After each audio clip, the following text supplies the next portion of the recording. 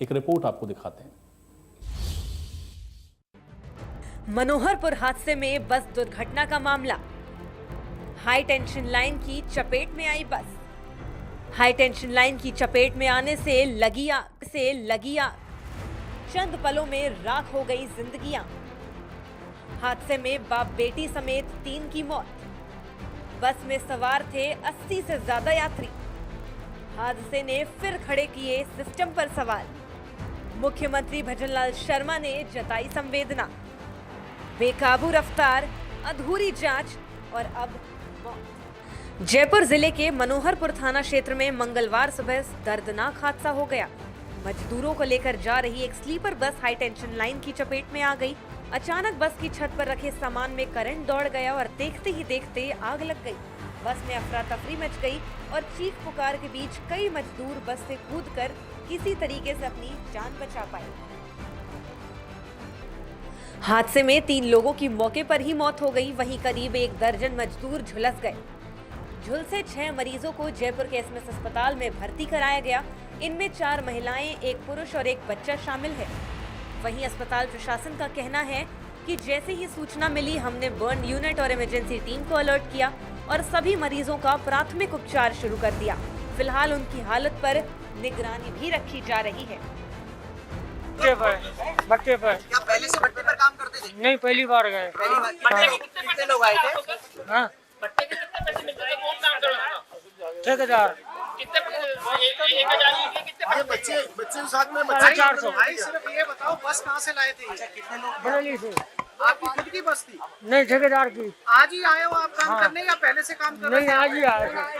आज ही जय आए? सल्ला। कितने लोग थे आप लोग? जय 50-60 लोग थे। बच्चे साथ में आए तो बच्चे भी काम करने आए थे? हाँ, बच्चे भी हैं। नहीं, ये बच्चे क्या काम करते हैं क्या?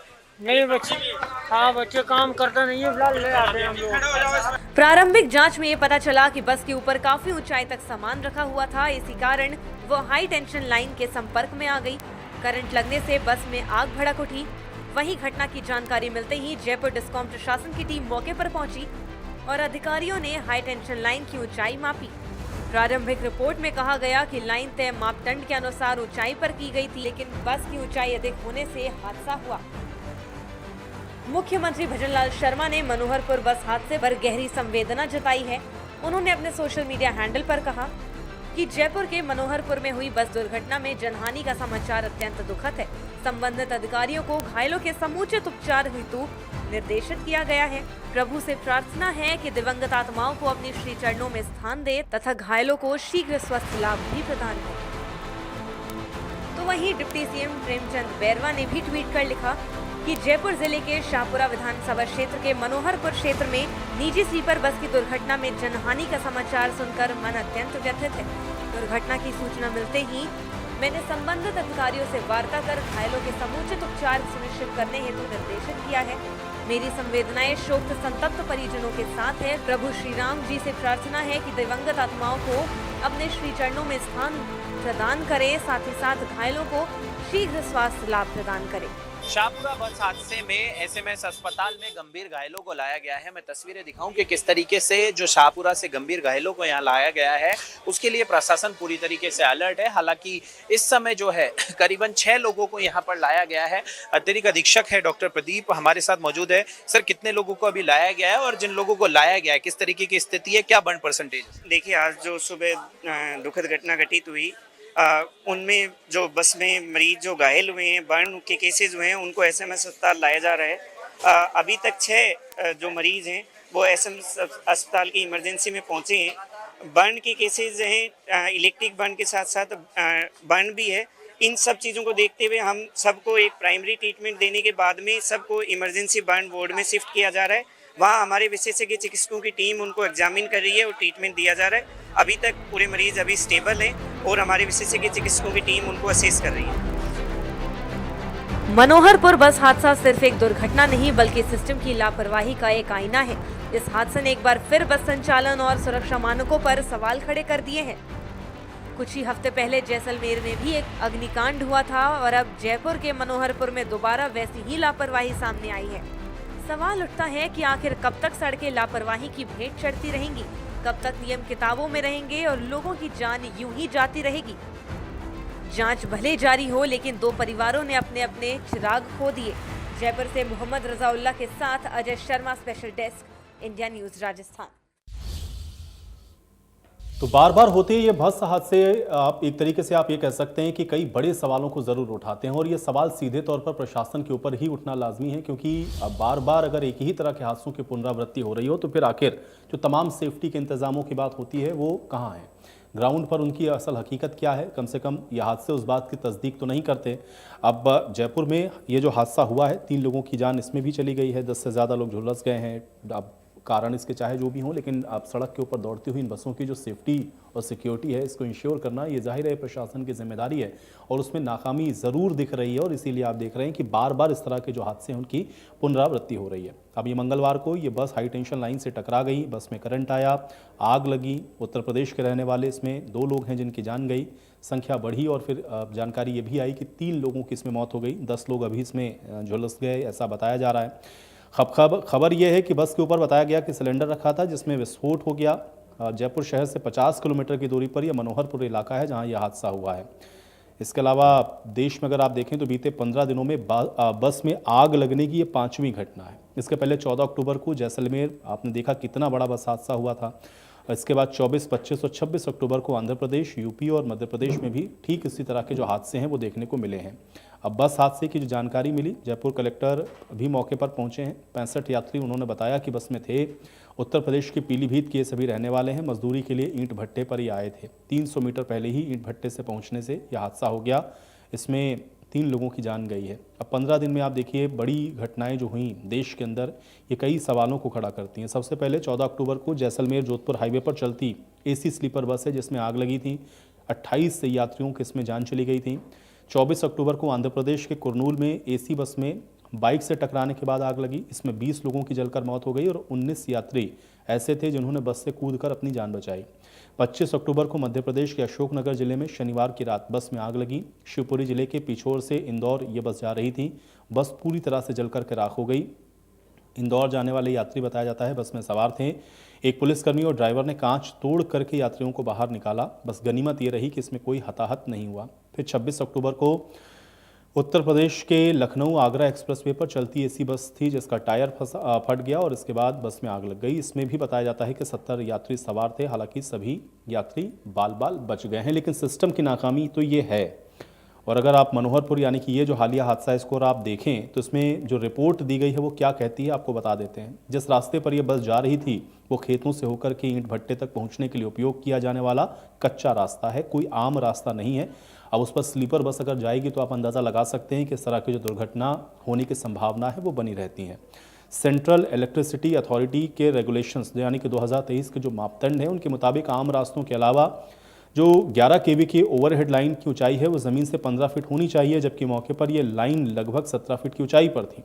यानी कि सीधे तौर पर दिख रहा है कि बस या जो ट्रांसपोर्टर है या जो ड्राइवर है उसने नियम को तोड़ा।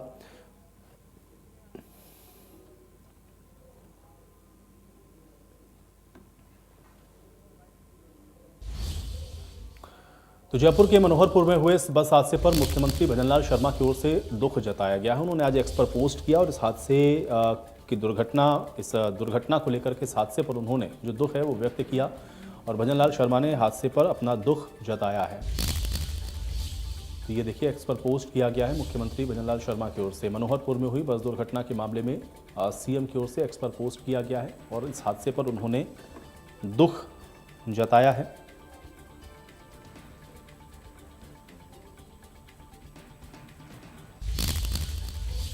तो मुख्यमंत्री भजनलाल शर्मा ने शोक जताया।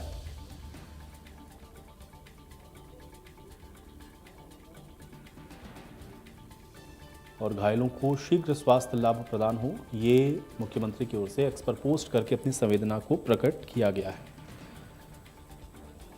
अधिकारियों को घायलों का उपचार सुनिश्चित करने के निर्देश भी मुख्यमंत्री की ओर से दिए गए हैं। हादसे पर दुख उन्होंने जताया है। लिखा है एक्स पर, मेरी संवेदनाएं शोक संतप्त परिजनों के साथ हैं और घायलों को शीघ्र स्वास्थ्य लाभ मिले, ये प्रार्थना उन्होंने की है। दिवंगत आत्मा को श्री चरणों में ईश्वर स्थान दे, ये भी उन्होंने एक्स पर पोस्ट करते हुए लिखा है।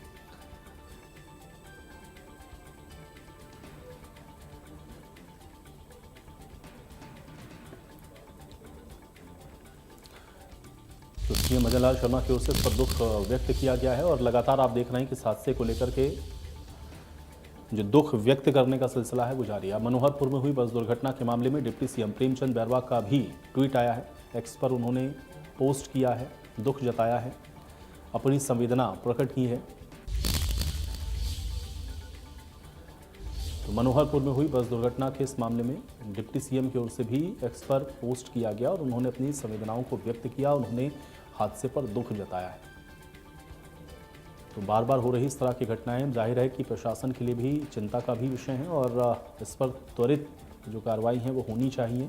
सख्ती से जो नियम बनाए गए हैं उनका पालन होना चाहिए और इस तरह की घटनाएं दोबारा से ना हो ये सुनिश्चित प्रशासन को करना चाहिए। लेकिन अब इस घटना के बाद आप देखिए कि जो शोक संवेदनाएं हैं वो व्यक्त की जा रही हैं। डिप्टी सीएम की ओर से भी ये एक्स पर पोस्ट किया गया है। घायलों के शीघ्र स्वास्थ्य लाभ की कामना उन्होंने की है। प्रेमचंद बैरवा ने एक्स पर पोस्ट करके अपनी संवेदनाओं को प्रकट किया है और लिखा है कि बस दुर्घटना में जनहानि का जो समाचार है ये अत्यंत दुखद है और अधिकारियों को घायलों के उपचार सुनिश्चित करने के निर्देश दिए हैं और भगवान दिवंगत आत्माओं को अपने श्री चरणों में स्थान दे, ये भी उन्होंने एक्स पर पोस्ट करते हुए लिखा है। तो हादसे पर दुख जताया है, संवेदनाएं व्यक्त की हैं। जो घायल हैं उनको समुचित उपचार के निर्देश दिए गए हैं। दिवंगत आत्माओं की शांति के लिए प्रभु से प्रार्थना की गई है। ये एक्स पर किया गया पोस्ट है डिप्टी सीएम प्रेमचंद बैरवा का, क्योंकि हादसे पर दुख जताते हुए उन्होंने एक्स पर ये लिखा है। तो जयपुर से तकरीबन 50 किलोमीटर दूर बताया जा रहा है मनोहरपुर में यह हादसा हुआ है और एक बस बताया जा रहा है कि हाई टेंशन लाइन की चपेट में आ गई और इस वजह से बस में आग लग गई और यह हादसा हुआ। 3 लोगों की जान इसमें गई है। 10 से ज़्यादा लोग इसमें बताया जा रहा है कि घायल हैं, झुलसे हैं, जिनको अभी अस्पताल में उपचार के लिए भर्ती करवाया गया है।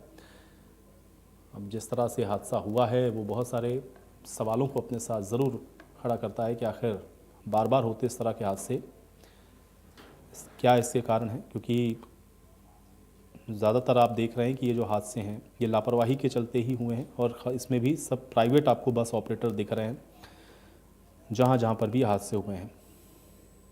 तो 3 जिंदगियाँ आज भी इस हादसे में लोग गंवा चुके हैं। अब बसों को लेकर के बहुत सारे प्रश्न लोगों के जहन में बार बार उठ रहे हैं, क्योंकि जिस तरह के हादसे लगातार हो रहे हैं वो ये सवाल उठाते हैं कि आखिर इनकी मॉनिटरिंग प्रॉपर क्यों नहीं हो रही, फिटनेस के जो नियम है उनका पालन क्यों नहीं हो रहा है। ख़ास तौर से इसमें स्लीपर बसें अगर आप देखेंगे तो इनकी जो बॉडी है वो बनाई जाती है इस तरह से जो कि जो नियम है उसके अनुकूल नहीं होती हैं। डिग्गी बड़ी सी बनाते हैं, अंदर इसके अंदर बताया गया था बाइक रखी हुई थी, 2 साइड में इमरजेंसी गेट दिखाने के लिए होते हैं, लेकिन उन इमरजेंसी गेट की भी वेल्डिंग कर दी जाती है। नियमों की पालना होती नहीं है। नतीजा ये है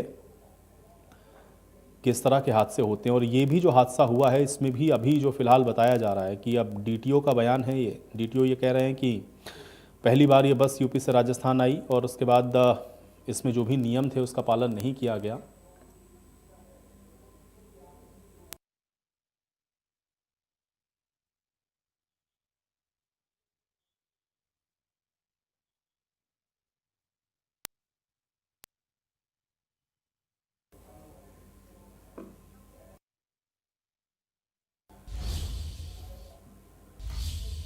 तो एक लंबी फहरिस्त है इन बस हादसों की और अगर आप बीता 1 महीना देखेंगे तो तकरीबन 5 इस तरह के बड़े हादसे हो चुके हैं जहां पर ये स्लीपर बसें या फिर एक तरीके से बर्निंग बसेज आप इनको अगर कहें, जो कि लोगों के लिए उनकी ज़िंदगी के लिए बड़े आफत का सबब बनी हुई हैं। लेकिन इसके क्या कारण हैं और क्यों इस पर अंकुश नहीं लग पा रहा, इसको थोड़ा और समझने की कोशिश करते हैं।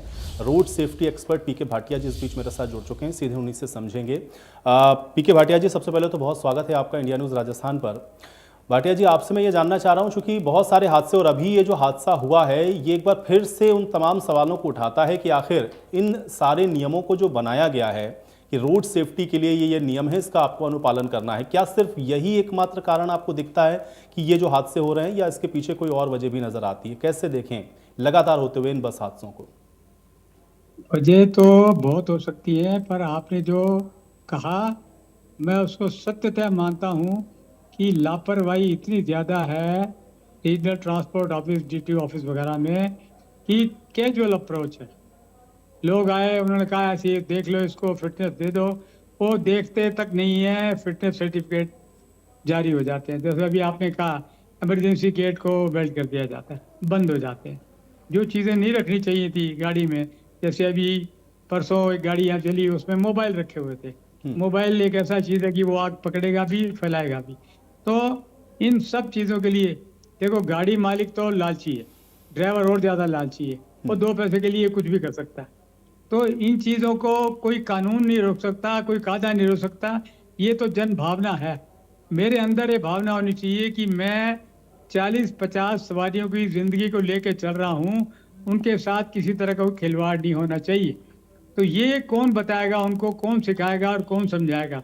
ये सबसे बड़ा यक्ष प्रश्न है अपने आप में।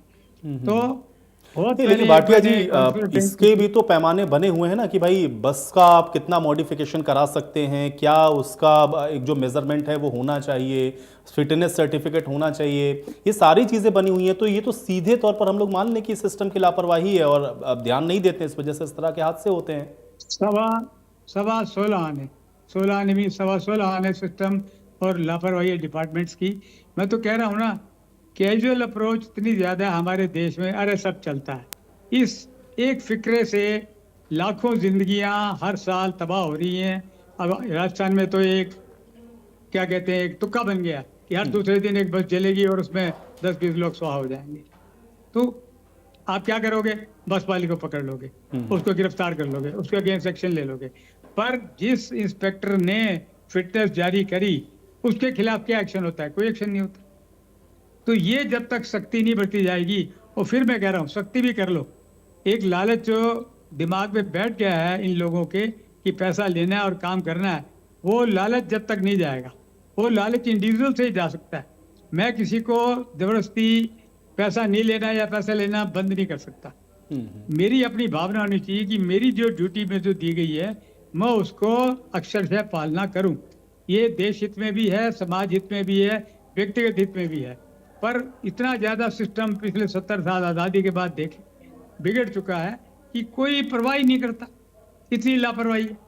आज भी घर बैठे फिटनेस हो जाए। लेकिन भाटिया जी, ये मतलब प्रैक्टिकली फिजिबल नहीं है कि मतलब इतनी सारी बसेस दौड़ रही हैं, अब आप एक एक बस का फिटनेस सर्टिफिकेट को कैसे चेक करें, या बस कितनी आ गई नई, फिर से कितना मॉडिफाइड करा लिया, ये रेगुलर प्रैक्टिस इसकी कैसे करें? ये प्रैक्टिकली फिजिबल नहीं है, या फिर इसका दूसरा पक्ष ज़्यादा इंपॉर्टेंट है जो आपको लगता है सख्ती इसमें दिखाएंगे तो हो सकता है काम? क्योंकि आप ये कह रहे हैं कि भाई लोगों को थोड़ा लालच से बाहर निकलना पड़ेगा, ये तो मुझे लगता है कि ये ठीक है, लोग निकल जाए, अच्छी बात है, लेकिन मुझे लगता है सख्ती वाला जो पॉइंट है, अगर इसको सही तरीके से एग्जीक्यूट कर लें या प्रशासन सही काम करे तो निपट सकते हैं। या प्रैक्टिकली फिजिबल नहीं है ये चीज, कैसे देखें इसको हम लोग? नहीं, फिजिबल तो क्या नहीं है, दुनिया में कोई चीज़ संभव नहीं है, सब चीज़ संभव है। हम पढ़े लिखे युग में हैं, टेक्नोलॉजिकली स्ट्रांग युग में हैं, सब संभव है, कोई दिक्कत नहीं है। पर आप ये कह रहे हैं इम्प्लीमेंट नहीं होता। इम्प्लीमेंट करने वाला कौन है? जो इम्प्लीमेंट करने वाला है वही तो गलत रास्ता दिखाता है और गलत रास्ते चलता है। दिक्कत वहाँ है। फिटनेस की बात मैं ये कह रहा हूँ कि जब गाड़ी फिटनेस के लिए आई, थॉरोली आप एग्जामिन करें उसको, एक एक चीज को देखें, उसके बाद फिटनेस जारी करें। या होता कुछ और है, गाड़ी आती है, बाहर खड़ी रहती है, अंदर फिटनेस सर्टिफिकेट बन जाते हैं। इसका क्या इलाज है? कौन इम्प्लीमेंट करेगा? इम्प्लीमेंट करने वाला ही तो गलत कर रहा है। तो वो एक चीज है, एक चैप्टर है अपने आप में। ये बात बिल्कुल आपने ठीक कही कि सख्ती से, और सख्ती कहाँ से होगी? Right from the top. सबसे ऊपर से शक्ति नीचे आएगी तो जाके शक्ति होगी।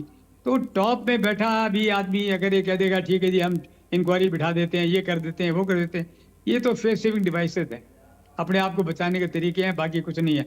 आए दिन हादसे होते रहेंगे, लोग मरते रहेंगे, परिवार बर्बाद होते रहेंगे, और हम अखबार पढ़ के पन्ना पलट के। भाटिया जी, इसका एक पहलू ये भी है, क्योंकि पहले हम लोग देखते थे कि पुरानी कंडम बसें या जो जिसको हम लोग डग्गा मार वाहन बोलते थे, लोग ये कहते थे कि नया वाहन है या नई गाड़ियां हैं, या सही तरीके से अगर आपने उसको प्रॉपर एक सही वे में मैनेज किया हुआ है, सवारी आप उसकी करिए, उससे आप यात्रा करिए, आप सेफ रहेंगे। यहाँ तो मैं देख रहा हूँ जितनी भी बसेस जली हैं, ये सारी हाल फिलहाल के अंदर या तो मॉडिफाइड की गई थी या ये नए थे वाहन। फिर कैसे लोग ये इंश्योर कर पाए कि भाई जिसमें हम सवारी कर रहे हैं वो हमारे लिए सेफ है? ये तो बड़ा विचित्र है। नहीं, ये तो नहीं हो सकता। ये तो एक मतलब अनप्रैक्टिकल चीज अपने आप, ये तो हो ही नहीं सकता। मैं सवारी के नाते किसी बस में चढ़ रहा हूँ, मेरे पास क्या चीज़ है, मैं क्या देखूंगा नहीं देखूंगा कि बस नहीं है, पुरानी है, फिटनेस है कि नहीं है इसके पास, ये चीज़ तो नहीं देख सकते ना अपन तो राइट फ्रॉम द टॉप में कह रहा हूँ, जो कमिश्नर ट्रांसपोर्ट है या पुलिस कमिश्नर है, जिनके मातहत ये चीज़ें आती हैं, उनको सख्ती बरतनी पड़ेगी। डाउन द लाइन सख्ती जाए तो जाके काम हो। और उधर जो मालिक हैं, बस मालिक हैं, उनके लिए अलग से एक सेशन होना चाहिए, आरटीओ करे, कमिश्नर ट्रांसपोर्ट करे, उनको ये चीज़ें समझानी चाहिए कि आप भी इस चीज़ को गौर करो। आप बस ड्राइवर को दे देते हो, भले ये देखो 20 लाख 25 लाख की तो बस है, उसमें बेशकीमती जिंदगियां बैठी हैं और एक अनाड़ी आदमी चाबी लेके ड्राइविंग करता रहता है, उसके बाद कोई मापदंड नहीं है ड्राइविंग का। मैं बहुत देशों में गया हूँ, वहाँ पे पैसेंजर गाड़ी चलाने के लिए, बस चलाने के लिए मिनिमम 15 साल का एक्सपीरियंस होना चाहिए और विदाउट एनी चालान होना चाहिए। यहाँ तो खैर चालान की सख्ती नहीं है, और सख्ती बहुत ज़्यादा है, तो उस आदमी को बस चलाने का लाइसेंस मिलता है, परमिशन मिलती है।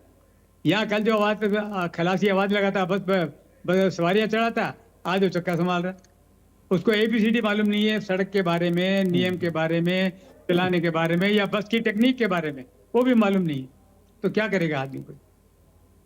तो ये सब चीजें पूरा समाज। लेकिन भाटिया साहब, आप मेरे जैसा आम इंसान या हमारे जो दर्शक सुन रहे हैं जो कि ट्रैवल करते हैं, अब हम लोग के जहन में सवाल ये है कि भाई क्या सिस्टम के भरोसे बैठे रहे हम लोग, या कैसे होगा भाई, ये हादसे कैसे रुकेंगे? ये सवाल तो अभी भी क्या करोगे? मजबूरी है आपकी, आप राम भरोसे बैठोगे, बिल्कुल सही बात है। सिर्फ राम का भरोसा है और किसी का भरोसा नहीं है। आप पहुंच गए गंतव्य स्थान पे, बहुत अच्छा, नहीं पहुंच पाए, आप आगे हो तो ठीक है। ये सिस्टम यही चलता रहेगा। बस कितनी इंक्वायरी बैठ गई, कितने एक्सीडेंट हो गए, भयंकर एक्सीडेंट हो गए, उनका नतीजा क्या निकला? कोई रिपोर्ट आज तक आई क्या? जो इस चीज़ को रिपोर्ट ऐसी आए जो इम्प्लीमेंट हुई हो, कोई आपके सामने आया? मेरे जान में तो नहीं। मैं तो इस रोड सेफ्टी से 20 साल से जुड़ा हूँ, इन चीज़ों को रोज़ देखते हैं, रोज़ अब ध्यान भी दिलाते हैं, RTO को भी ध्यान दिलाते हैं, DTO को भी दिलाते हैं, कमिश्नर साहब को भी दिलाते हैं। तो हम तो ये कर सकते हैं, इम्प्लीमेंटेशन हमारा पार्ट नहीं, हम नहीं कर सकते। We don't have any force to implement anything. हमें क्या करना है? कुछ भी नहीं कर सकते हम तो। हाँ, पॉइंट आउट कर सकते। अभी मैं कमिश्नर साहब के पास थोड़े दिन पहले बैठा था, आपको बड़ी विचित्र बात बताऊं। जी। हम हर महीने आंखों का कैंप लगाते हैं हाईवे पे, ड्राइवर्स को हम चश्मे बांटते फ्री जी। उसमें एक ड्राइवर की -20 आई साइड निकली। अब -20 ऑलमोस्ट अंधा, वो गाड़ी चला रहा और उसको लाइसेंस मिला हुआ। लाइसेंस कैसे मिल जाता है कि जो सर्टिफिकेट मेडिकल होता है, वो बाहर ठप्पे लगाने वाले बैठे हैं, 50-100 रुपए लेते हैं, ठप्पा लगा देंगे, आपकी आई साइड ठीक है आपकी। डिपार्टमेंट ये कह देगा मुझे सर्टिफिकेट मिल गया, मैं फ्री हो गया, मैं बरी हूँ, मेरे ऊपर कोई आंच नहीं आएगी। तो ये चीजें जब तक चलती रहेंगी, ये तो फिर कलेक्टिव रिस्पॉन्सिबिलिटी हो गई ना भाटिया साहब। फिर तो सारे डिपार्टमेंट, मतलब आप मेडिकल सर्टिफिकेट के लिए आप मेडिकल या स्वास्थ्य विभाग के पास गए, अब RTO के पास आप गए, वो पर्चा लेकर के कि ये देखिए मेरा मेडिकल है, उसने बना दिया आपका ड्राइविंग लाइसेंस। तो ये तो कलेक्टिव रिस्पॉन्सिबिलिटी सारे विभागों को समझना पड़ेगा। ये तो सब समाज नहीं, मैं तो समाज को कह रहा हूँ, पूरे समाज को भी सोचना पड़ेगा इस बारे में कि वो ड्राइवर समाज का हिस्सा है, ट्रक मालिक, बस मालिक समाज का हिस्सा है, हम सब समाज के हिस्से हैं। तो समाज में एक जागरूकता की अलग जगाने की जरूरत है कि हम चेत जाएं। आज X की डेथ हुई है, हमारा रिलेशन में नहीं था, हमारा घर का आदमी नहीं था, हम पढ़ के एक साइड में हो गए, पर जिसके साथ बीतती है आप उसकी कल्पना करिए। किसका रोटी कमाने वाला चला गया, किसी का हस्बैंड चला गया, किसी का भाई चला गया, किसी की बहू चली गई, किसी की माँ चली गई, तो ये रोज होता। समाज पूरे में जागृति लाने की आवश्यकता है। हम बहुत छोटा संस्थान है, रोड सेफ्टी लाइन कर रहे हैं हम जागरूकता के लिए भी। हम विद्यालय में, विश्वविद्यालय में, स्कूल में जाते हैं, 300 से लेके 1000 बच्चों तक को हम एड्रेस करते हैं, इस उम्मीद से कि आने वाला 8-10 साल में समाज आएगा वो सड़क सुरक्षित रखेगा। तो भाटिया साहब, थोड़ा सा हमारे दर्शकों के लिए बताएं, क्योंकि आप बहुत लंबे समय से लगे हुए हैं, क्योंकि रोड सेफ्टी इस समय बहुत बड़ा कंसर्न है पूरे देश के लिए, चाहे हम एक्सीडेंट की बात करें या ये बर्निंग बसेस की हम लोग बात करें। एग्जैक्टली क्या होना चाहिए मोटे तौर पर, कुछ अगर आप बता पाएं दर्शकों के लिए, क्योंकि ये चीजें हैं जिस पर फोकस करने की जरूरत है। देखो, नटशेल में तो जो रूल्स एंड रेगुलेशन है उनका इम्प्लीमेंटेशन सख्ती से होना चाहिए। एक बात, सड़क पर चल रहे हैं वहां भी रूल्स एंड रेगुलेशन है, ज़ेब्रा क्रॉसिंग करना, रेड लाइट को क्रॉस करना। आजकल जवान लड़के मोटरसाइकिल चलाते हैं, वो इसमें बड़ी मतलब किला फतेह समझते हैं कि मैं रेड लाइट में कांस्टेबल भी खड़ा था, मैं तो निकल गया। ये भावना कब खत्म होगी? इसीलिए हम स्कूल कॉलेज की बात कर रहा हूँ, हम जाते हैं। जी। तो समाज के हर व्यक्ति की जिम्मेवारी है कि वो इस विकराल रूप लेती हुई समस्या को कहीं ना कहीं थाम ले। नहीं तो ये अनवरत चलता रहेगा तो पिसते रहेंगे लोग, मरते रहेंगे लोग, जिसका कोई अंत नहीं है फिर। तो क्लासेस, और जैसे बहुत पहले बात चली थी कि स्कूल के सिलेबस में एक चैप्टर होना चाहिए। जी। कहीं कहीं मिलता है नाम मात्र का एक चैप्टर होता है, यहाँ एक चैप्टर की जरूरत नहीं है। मैं एक अलग फिक्रा बोलता हूँ, you need hammering on the mind of the people. जी, जी। एक दिन ये एक हफ्ते आपने कुछ बता दिया, उससे पर्याप्त नहीं है। इतनी बड़ी समस्या हो चुकी है, आप रोज कुछ ना कुछ करोगे। इसमें मैं ये भी चाहूंगा, मैंने अपील भी की है अखबार वालों से कि रोज एक बड़ा स्लोगन अखबार में छापे।